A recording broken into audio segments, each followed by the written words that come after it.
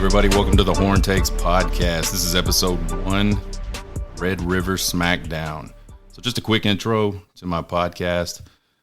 Texas Longhorn fan for as long as I can possibly remember. Just started getting on TikTok here pretty recently and just thought, hey, why not try this podcast thing, right? So this podcast is going to be all about Texas sports. We're going to talk about football. We're going to talk about baseball. We're going to talk about a little bit of basketball. I don't know a whole lot about basketball, but we'll learn as we go, right? And it'll all be from a fan perspective. I'm not here to try to analyze everything. There's a lot of smart people out there that they can tell you, what happened during the football game or why the baseball team lost today or, what's going on with the basketball team. I want to approach this more from a fan perspective. I'll talk about stats. I'll talk about, the game prior. I'll talk about the future schedules. I'll throw some horn takes in there every once in a while, some stuff that's going to probably piss some of you guys off and some stuff that, might just change your perspective a little bit about Texas sports. So with all that said, last weekend was Red River Shoutout weekend. We were there. It was a great time. The state fair was an amazing atmosphere as usual.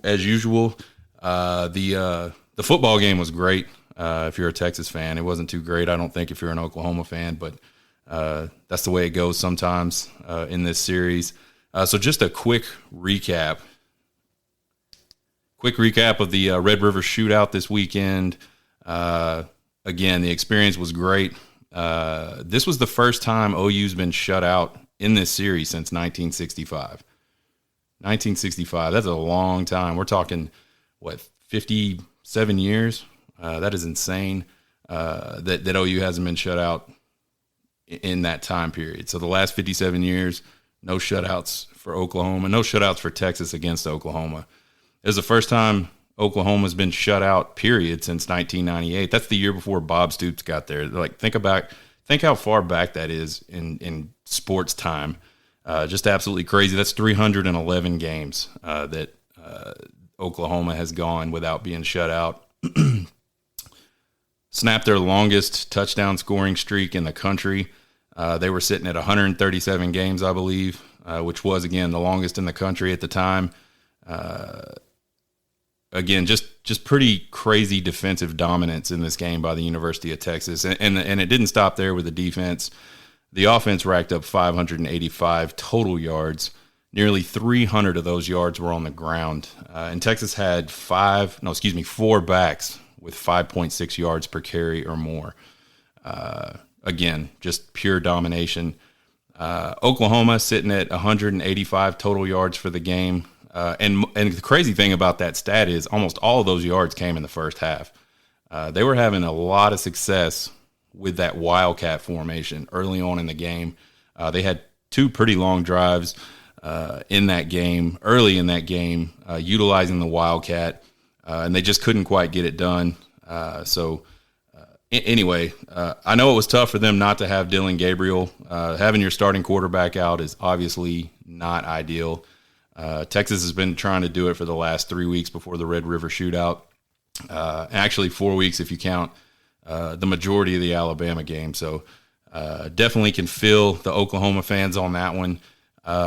Just going back to the offensive dominance in this game, Texas's first 3 scoring drives were 90 yards, 92 yards, and 80 yards.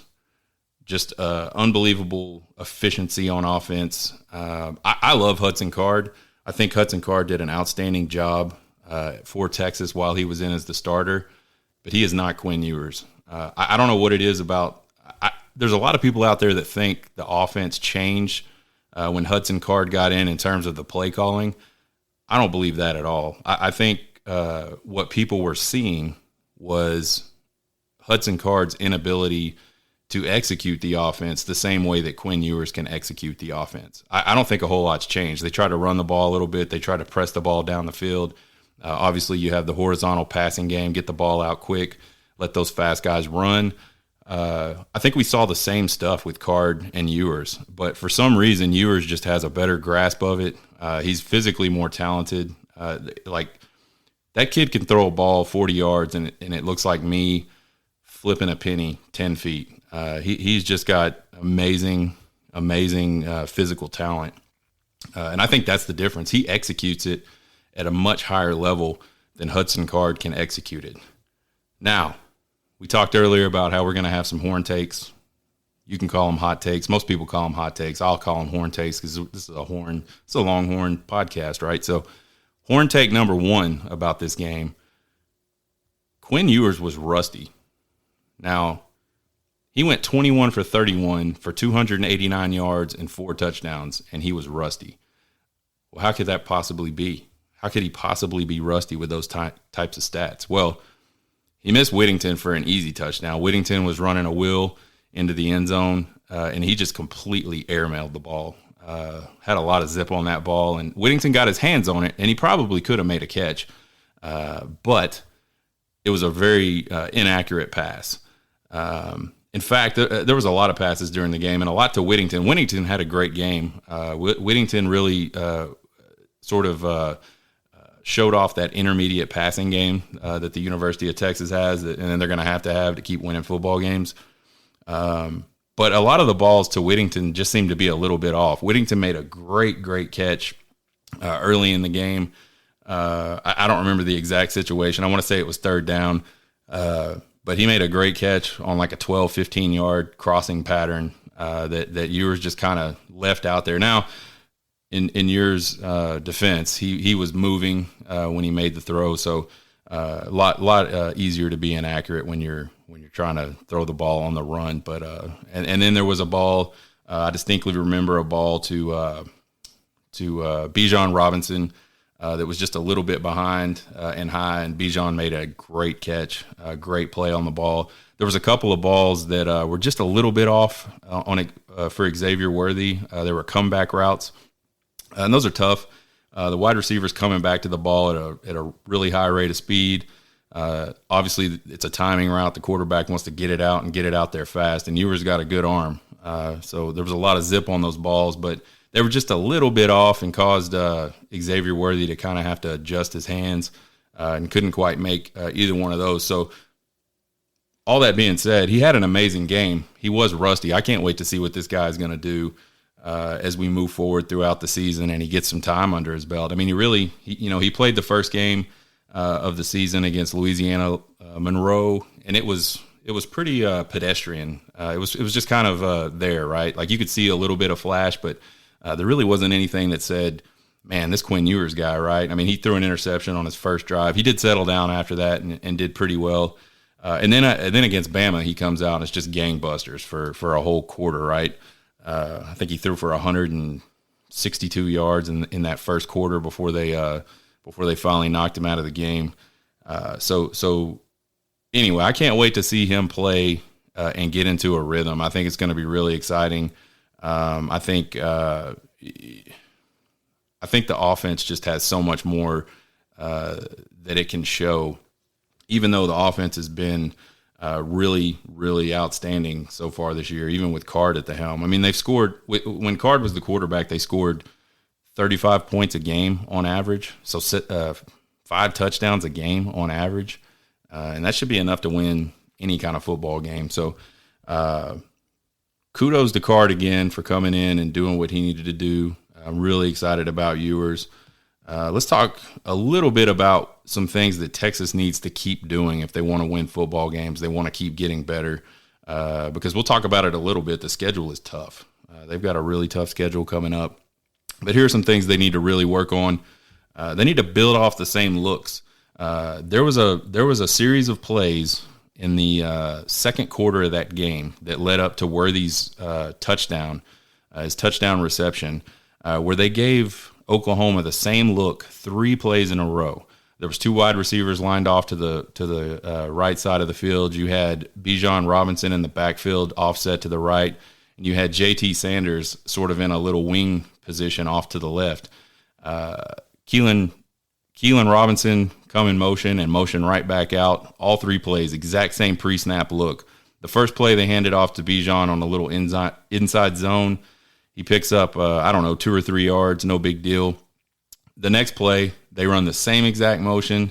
And by the way, the routes on the outside were all the same on both of these pass plays.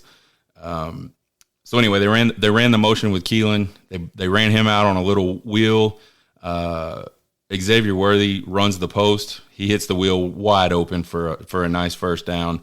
Very next play, they hit the play action on the same side motion with Keelan Robinson, and Xavier Worthy is all by himself in the end zone. Well, not all by himself. One-on-one, which is might as well be all by himself in the end zone for a really nice catch, really nice touchdown. Point being, Sarkisian is a master at sort of giving the teams all these different plays out of the same look, and I'd really like to see him continue to do that as the season goes on. I don't know why that one stood out to me so much. I watched the game last night. We got home Sunday afternoon. Diane, my wife, she watched the Dallas game. She's a huge Dallas Cowboys fan, so we watched Dallas, and then we watched some other things last night. So I didn't get a chance to watch the game until really late, but I stayed up real late watching the game. And for some reason, that series just stood out to me, and I was like, wow, that is the same thing over and over. That's got to be tough on a defense to be able to try to defend that many different things out of the same look. The next thing they need to do is keep running the football. Obviously, the offensive line last year was really beat up, really bad. Steve Sarkisian goes out and recruits signs like seven offensive linemen in the 2022 class. A lot of 5 stars, a lot of 4 stars, a couple of 3 stars. Really big class, really solid class. And a lot of those guys are playing quite a few minutes, and most of them are in the 2 deep at this point. But that line is starting to get a little bit better. And here's a crazy stat for you guys. There was an FPI stat. I don't know what it looks like this week, but there was an FPI stat before the Red River Shootout that said Texas had the best FPI rushing game. And I don't know how this is made. I don't know how this is I don't know what goes all into the stat. I don't understand the FPI thing at all. I think Texas right now is ranked number 5 in the FPI. It's just some kind of computer algorithm that does something, whatever. It's not that big a deal, but this is an interesting stat. So they were the number 1 rated rushing team in the Big 12 according to FPI, but they were the dead last Big 12 team in run blocking. What's that tell you? Well, that tells me that you've got a lot of really good running backs. Bijan Robinson makes a lot of plays out of nothing. He oftentimes is having to make moves in the backfield before he even gets to the line of scrimmage. There's already guys in his face, and he's making moves. He's probably, outside of Barry Sanders, he is probably the best running back I've ever seen that can turn absolutely nothing into just a really big, exciting play. Every time he grabs the ball, you got to hold your breath because you never know what's going to happen. And that's what's going to go ahead and lead me to my horn take number 2 for today. I think you've got 2 really great backs. You've got Bijan Robinson and you've got Roschon Johnson. Both different kind of backs, both physical backs, both big guys. Roschon Johnson probably does not have the breakaway speed that Bijan Robinson has, but he's a much more powerful runner, in my opinion. There were a couple plays in this game where he just absolutely trucked OU linebackers. There was one early in the game. He took just an inside. It was almost like a power play. It wasn't really a zone play. It was real quick hitting downhill type running play, and he just steamrolled number 28. I don't even know who number 28 is for Oklahoma, but he took that one to the chin, and he just kept going. And he did that several more times in this game. So Rojo, obviously, to me, is a much stronger back. And that leads me to my horn take number 2. I think that Rojo is going to have a better NFL career than Bijan Robinson. I think Bijan Robinson has a little – if I had one criticism of Bijan Robinson, it would be that he has too much PTSD from getting hit in the backfield. You go back to the Texas Tech game. There was a play where Texas Tech had just pinned Texas. I believe it was in the 4th quarter. They pinned Texas real tight to the end zone. I think the ball was on the 3-yard line, 4-yard line. It's first down play, and Texas runs like a little draw type play. They lined Bijan up right behind the quarterback card. They ran like a little draw action type play. There was a lot of zone blocking up front, and there was an absolute huge hole on the right side of the line of scrimmage. And if Bijan would have just taken the ball and gone, He has one guy to beat for a 93, 97, whatever it was. I don't remember exactly where the ball was. Really long touchdown, 90-plus yard touchdown. He has one guy to beat. Instead, he takes the ball, he stops, stands there, and I've got screenshots of all this. This is why this weighs so heavy on my mind. He stands there with the ball, does a stutter step, does another jump cut, and then finally decides, I'm going to try to run through this hole. By that point, Texas Tech had a blitz coming off the edge on the backside. He runs him down, I think maybe a yard gain. He is always hitting a jump cut before he makes his first acceleration. Where I see Roschon, he just takes the ball and goes. Like, he sees the daylight and he goes. I don't think he has better vision necessarily than Bijan. I just think his whole goal when he gets the ball is to get 1 or 2 yards as quick as possible and then try to make a move, which he can. There was a couple of plays in the game Saturday where he made guys miss and ran through, arm tackles, just completely sort of made guys whiff on him. Obviously, again, Bijan is better than that, better than him at that. But I think that skill doesn't translate as much to the NFL as what Roschon has. So there we go. Horn take number 2. And again, I love both of these guys. They're both outstanding. I think they're both going to have really good NFL careers. They're going to make a lot of money. But horn take number 2 is Roschon Johnson is going to have a better NFL career than Bijan Robinson. All right. We're still talking about things Texas needs to do, keep doing to be better, to continue to win, to really be able to run the Big 12. They got to stay aggressive on defense. The game they lost this year to Texas Tech was just an abomination.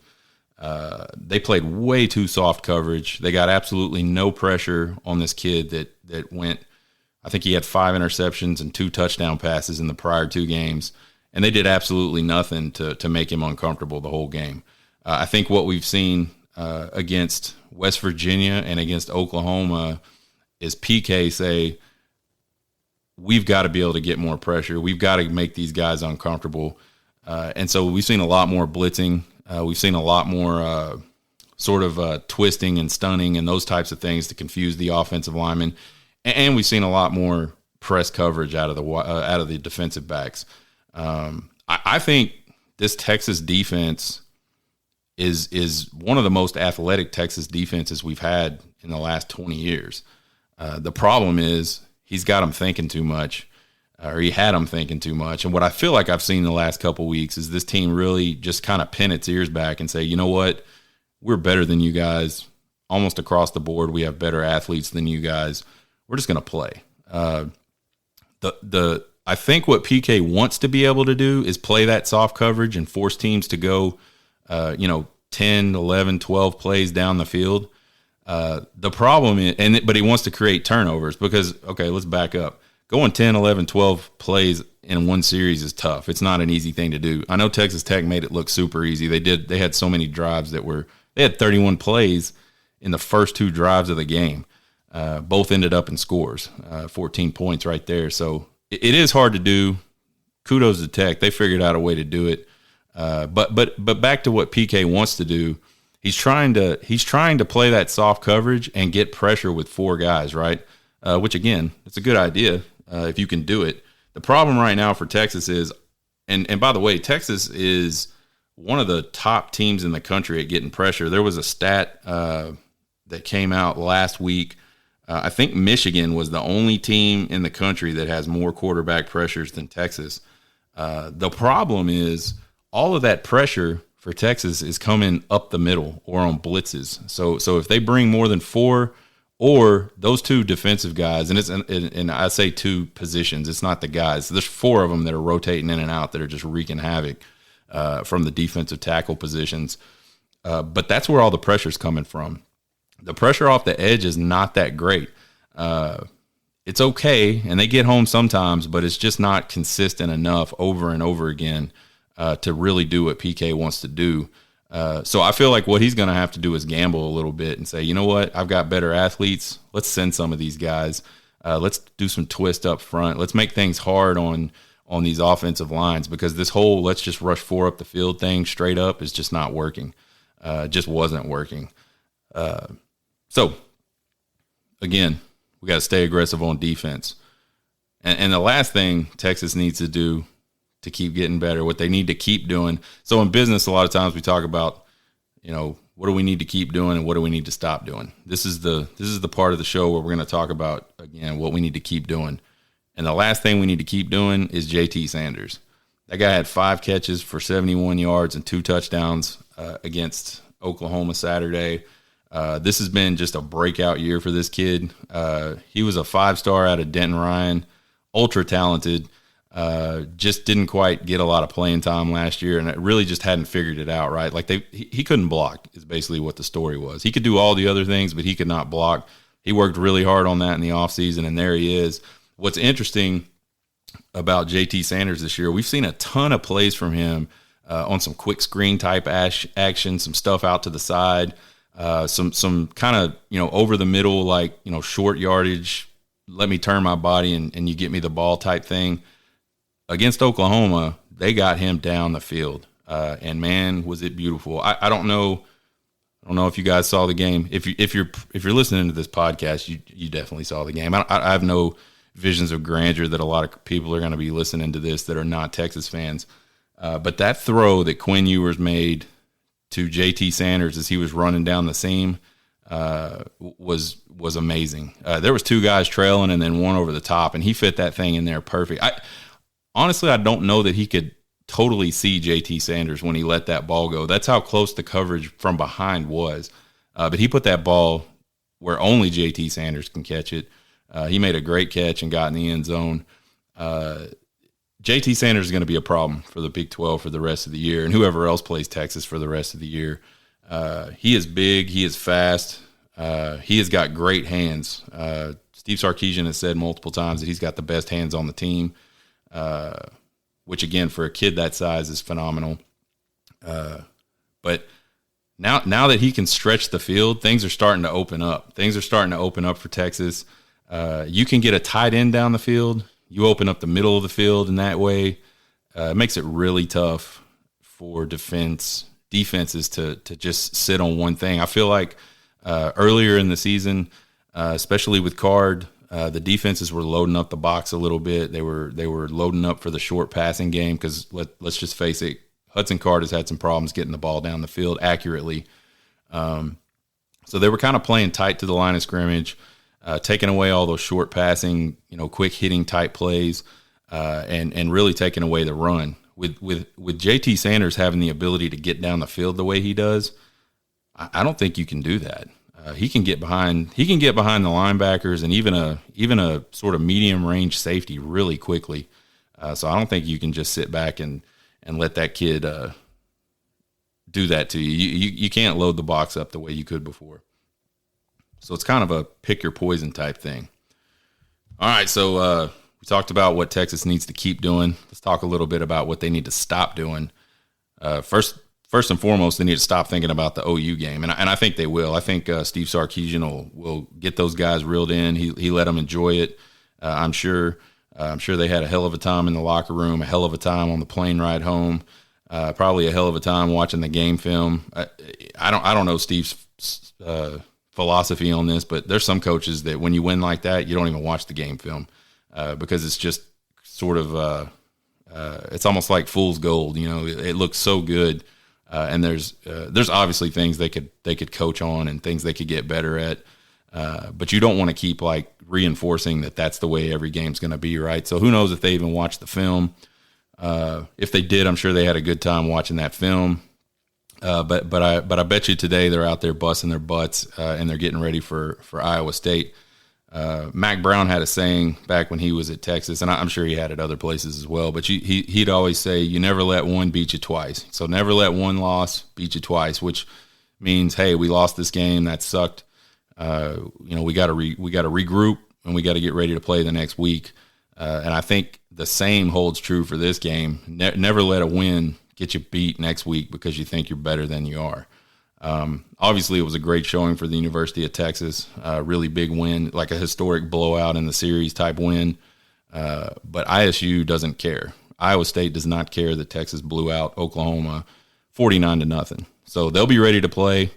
Sark's going to have to get those guys ready to play, and I think he will. I think Steve Sarkisian has coached under two really outstanding coaches in his college career, and Nick Saban, one of them, being the best football coach like ever on the planet that's ever thought about coaching football. So I think he understands the mental side of the game. I think he'll have that team ready to go. Another thing that Texas needs to stop doing, and this is the big one for me, and this is going to be my horn take number 3. We need to stop doing things offensively just to do things offensively.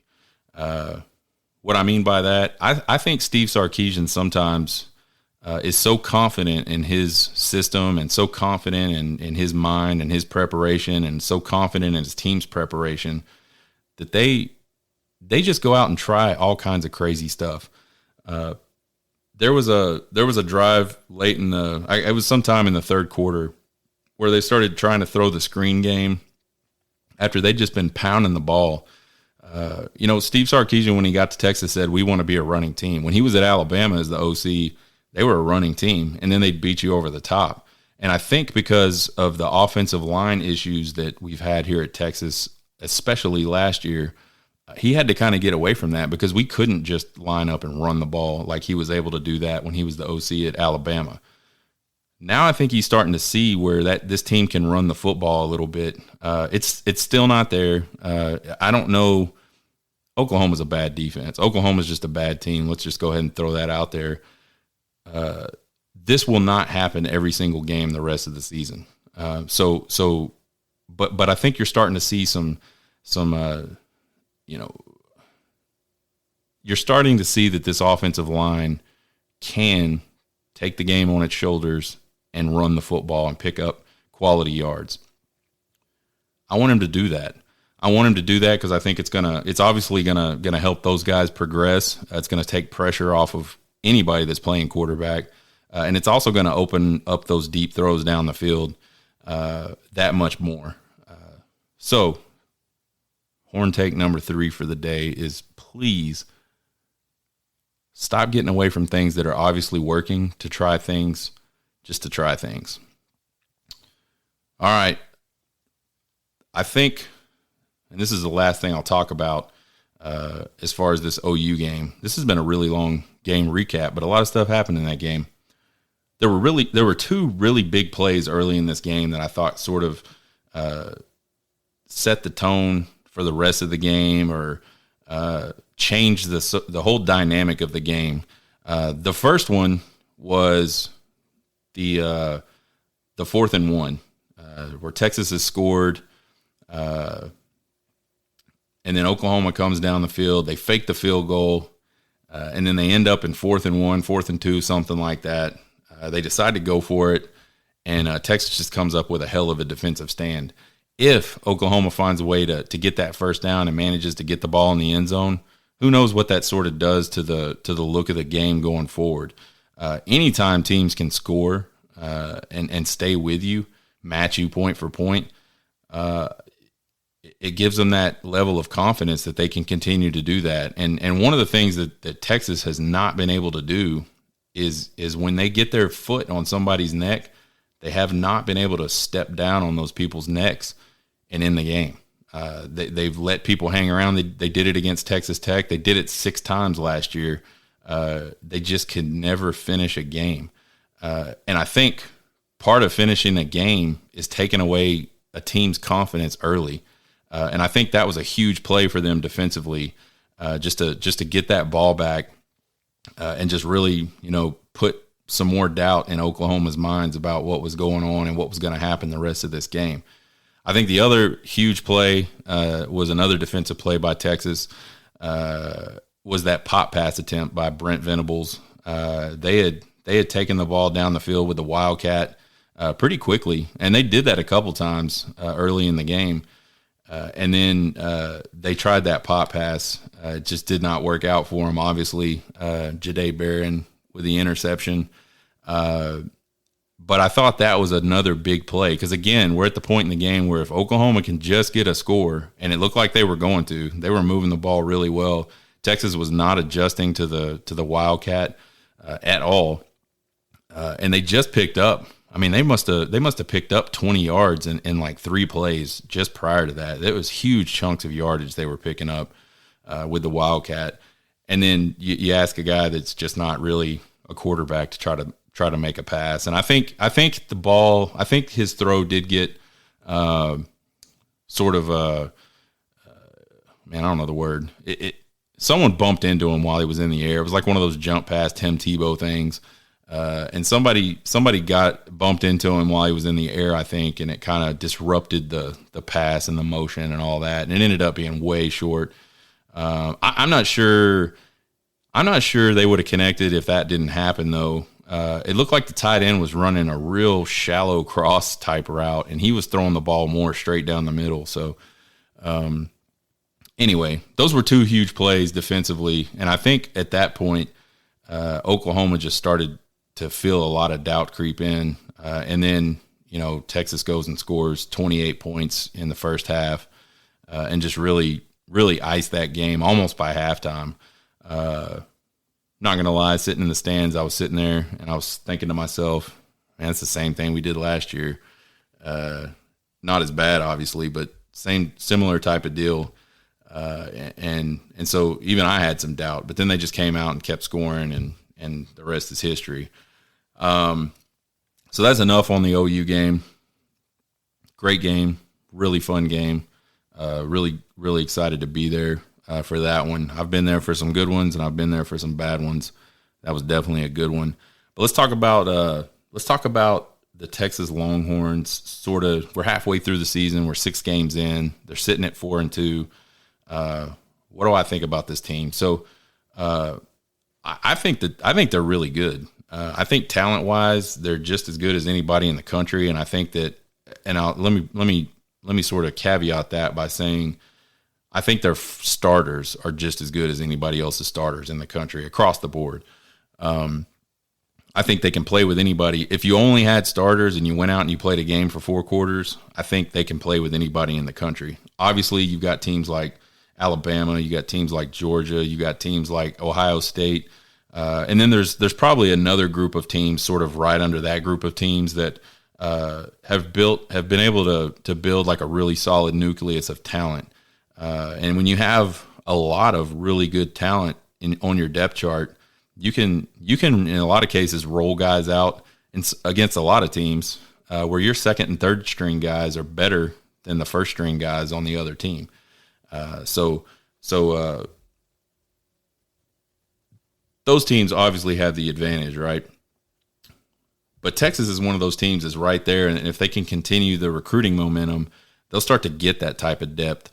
I think the game they played against Alabama was pretty shocking in a good way. I didn't think there was any way Texas was going to even cover in that game.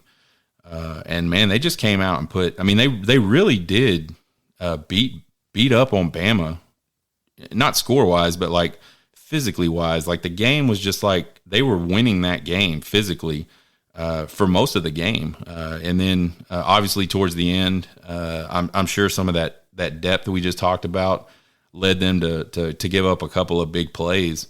And kudos to Bama, man. They just kept playing and kept playing and kept playing. And finally, some of those really good players they had made some good plays. And they won the game. But Texas hung with them, and Texas, beat them for a good 3.5 quarters. And then you got the UTSA game where they didn't look that good. That's a letdown game. And then total opposite of the Bama game, you've got the Texas Tech game where it just looked like they didn't care. Like the defense just could not get off the field. Texas Tech converted 75% of their 4th down attempts in that game, and they attempted 8. They had 2 long 3rd downs, 3rd and a quarter of the field, where they jumped off sides, either gave up a catch for a long 1st down or had a pass interference to give them a 1st down. Just couldn't get off the field. The physicalness wasn't there. It did not look like the same group that played against Alabama. And then you saw a lot of improvement back towards, the Bama, ULM game where they were just really dominant up front. You saw that a little bit against West Virginia. And then this weekend against Oklahoma, man, they absolutely destroyed Oklahoma's offensive line. So I think at the halfway point of year 2 for Steve Sarkisian, he's got the team trending in the right direction. You cannot debate that they've got a ton of talent. You can't just sort of absolve the fact that you can't just throw out the Alabama game and say, that was a fluke. Just no more than you can throw out the Tech game and say this team can do that. This team did that all year last year. So a lot of coaches like to say winning is hard. Nick Saban is one of them. I think I've heard Steve Sarkisian say it. Winning is hard. And you just have to play 4 quarters to do it. And I think what we saw, even in a blowout against Oklahoma, was Texas never let off the gas. And part of the players not letting off the gas is the coaches not letting off the gas. And I think Steve Sarkisian's kind of had a tendency over his first 2 years here at Texas to get a big lead and sort of let off the gas. And what we saw Saturday was not that. So it'll be interesting to see what we get going on the next 6 games. The schedule of the next 6 games is pretty tough. You got ISU at home, which they're a 14-point favorite against Iowa State. If Texas shows up, I don't see any way that Iowa State can win that game. If Texas plays like they did, the last couple of weeks, they'll win that game comfortably. But then you got to go on a road game to Oklahoma State, and Oklahoma State's a pretty good team. I'm obviously they're ranked really high and they're undefeated. And I don't know who you would rate ahead of them. I don't know that they're the 8th best or 7th best team in the country. I think they lost way too much last year to just be that type of team. But they're undefeated, and they're all you can do is go win all your games, right? So that'll definitely be a test. And then you got to go to Manhattan. At least there's a bye week between the Oklahoma State game and the Kansas State game. And then you get TCU at home, and TCU right now is looking really good. A big blowout win over Oklahoma, beat an undefeated Kansas team last weekend. And by the way, I think that Kansas team is a really good team. That quarterback is outstanding. That guy just finds a way to make plays and will his team to victory. So Kansas is a good team. And then obviously you get Kansas in Kansas. Texas is going to want to, revenge the loss from last year. And then Baylor comes to town for the last game of the season. You look at that group. I think the majority of that group is ranked or has been ranked at some point during this season. So there's no gimmies left. Maybe outside of ISU, there's no gimmies left on this schedule for Texas. So they're really going to have to continue to prepare well. You hear Steve Sarkisian talk all the time about, we feel confident because of our preparation. And I thought the team prepared well this week and this, that, and the other.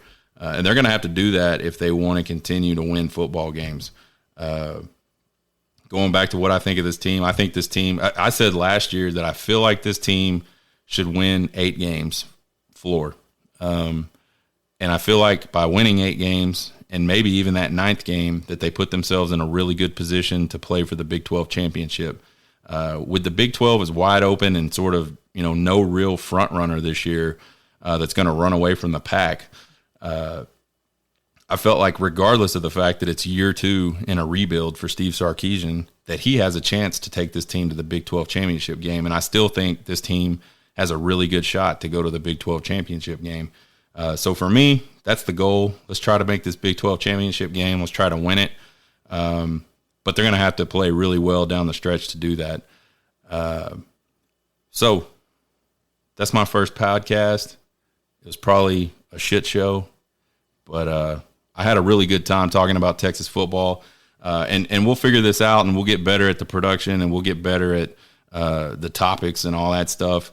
We'll just get better. That's all we can do, right? You guys have a good one. Hook 'em.